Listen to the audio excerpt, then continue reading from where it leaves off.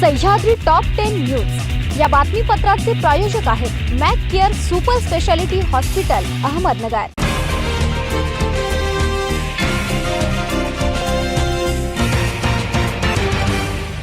नमस्कार, मी साक्षी, न्यूज 24 सह्याद्री मध्ये तुमचं स्वागत। पाहूया अहिल्यानगर जिल्ह्यातील महत्त्वपूर्ण बातम्यांचा आढावा सह्याद्री टॉप 10 मध्ये। राहता तालुक्यातील पिंपरी निर्मळ परिसरात गेल्या मार्च-एप्रिल महिन्यामध्ये झालेल्या अवकाळी व गारपिटीमुळे शेतकऱ्यांच्या रब्बी पिके व फळबागांचं अतोनात नुकसान झालं होतं। यासाठी राज्य सरकारने जिल्ह्यासाठी जवळपास 47 कोटी रुपयांची मदत दिली आहे। मात्र लाभधारक शेतकऱ्यांनी ई-केवायसी करून 2 महिने उलटून गेले तरी संबंधित शेतकऱ्यांच्या खात्यावर अनुदान जमा झालं नाहीये। त्यामुळे शेतकऱ्यांमधून तीव्र संताप व्यक्त केला जात असून प्रशासनाने तातडीने लाभधारक शेतकऱ्यांच्या नावे संबंधित अनुदान जमा करावं अशी मागणी शेतकरी वर्गातून होत आहे। लोणी व्यंकनाथ येथे वेळेत रुग्णवाहिका न मिळाल्याने 2 लहान मुलींचा मृत्यू झाला। दोषी अधिकाऱ्यांवर कारवाईच्या मागणीसाठी आंदोलन करणाऱ्यांविरोधात रात्री गुन्हे दाखल झालेत। मात्र ज्यांच्या निष्काळजीपणामुळे 2 निष्पाप मुलींचा जीव गेलाय त्या दोषी अधिकाऱ्यांवर कारवाई कधी होणार की फक्त कागदी घोडे नाचवणार असा सवाल उपस्थित केला जातोय। कुठलेही प्रश्न संवादाने सुटतात, चुकीच्या मार्गाने जाऊन प्रश्न सुटणार नाही। माझी 22 उपोषण झाली पण कधी हिंसा केली नाही। राजीनाम्यानंतर कोण हरलं आणि कोण जिंकलं हे मनात नाही, मात्र समाजाच्या भल्यासाठी जे जे करता येईल ते करत राहा असं धर्मेंद्र प्रधान यांच्या राजीनाम्यानंतर ज्येष्ठ समाजसेवक अण्णा हजारे यांनी म्हटलंय। जंतर मंतर येथे कॉकरोच जनता पार्टी आणि विद्यार्थ्यांकडून सुरू असलेल्या आंदोलनाला अखेर यश आलंय। नीट पेपर फुटी प्रकरणी देशभरातून तीव्र लाट उसळल्यानंतर अखेर केंद्रीय शिक्षण मंत्री धर्मेंद्र प्रधान यांनी पदाचा राजीनामा दिला। आषाढी एकादशी निमित्त एसटी महामंडळाच्या अहिल्यानगर विभागाच्या वतीने पंढरपूर यात्रेला जाणाऱ्या भाविकांसाठी जादा बसची व्यवस्था केली। शनिवारी पंढरपुरातील श्री विठ्ठल रुक्मिणी मंदिर कळसाचं दर्शन घेऊन वारकरी परतू लागल्यात। त्यामुळे महामंडळाच्या बस गर्दीने खचाखच भरून येत आहेत। गेल्या 6 दिवसांपासून तारकपूर बस स्थानक भाविकांच्या गर्दीने फुलून गेला। भंडारा धरण पाणलोटात 5-6 दिवसांपासून जोरदार पाऊस पडत असतानाच सकाळी 10 वाजेच्या सुमारास पांजरे गावाजवळील कळसुबाई शिखराजवळील डोंगराची दरड कोसळल्याचा प्रकार घडला। या घटनेत पांजरे परिसरातील एका घराचं नुकसान झालंय तर 11 पशुधनांचा मृत्यू झाला।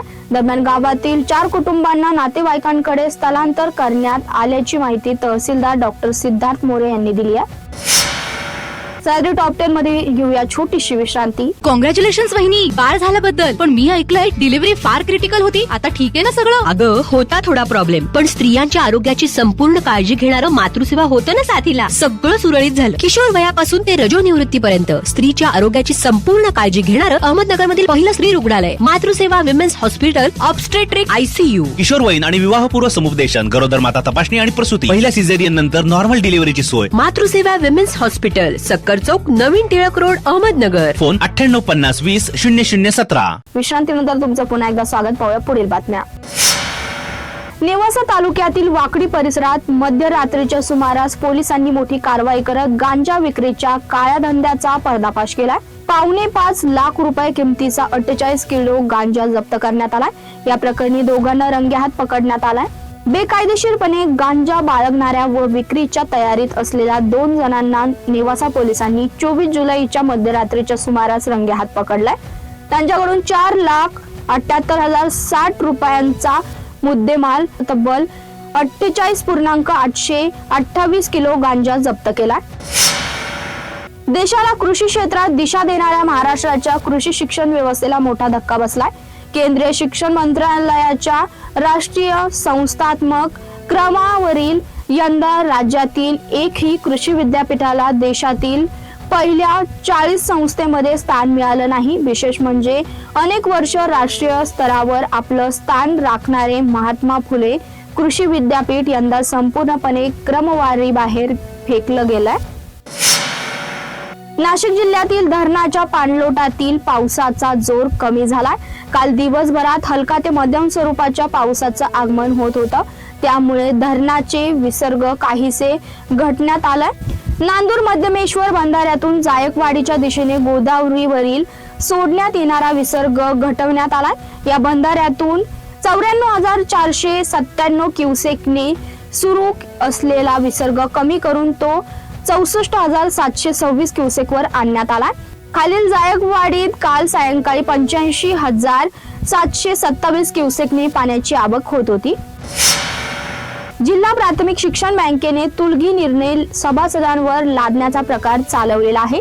त्याविरोधात शनिवारी शिक्षक सभासदांनी नगरमध्ये बँक प्रशासनाविरोधात बेमुदत उपोषण सुरू केलाय.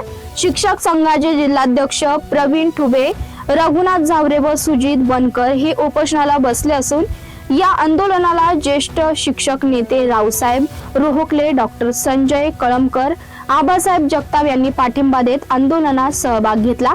यावेळी शिक्षक बँक प्रशासनाने रिझर्व्ह बँकेचे बनावट दाखल्याचा आधार घेतला असल्याचा गंभीर आरोप करण्यात आले. आषाढी एकादशीचं औचित्य साधत सालाबाद प्रमाणे यावर्षी गौतम पब्लिक स्कूलमध्ये वारकरी परंपरेचा संस्कारमय वारसा जपत शालेय दिंडी, रिंगण सोहळा आणि हरिनामाच्या गजरातून निर्माण झालेली भक्तिमय वातावरण पुन्हा एकदा अनुभवायला मिळालं.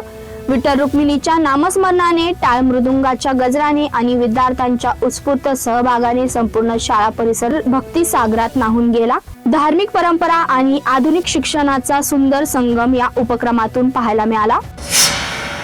सह्याद्री टॉप 10 मध्ये इथेच थांबतोय. तुम्ही पाहत राहा न्यूज 24 सह्याद्री.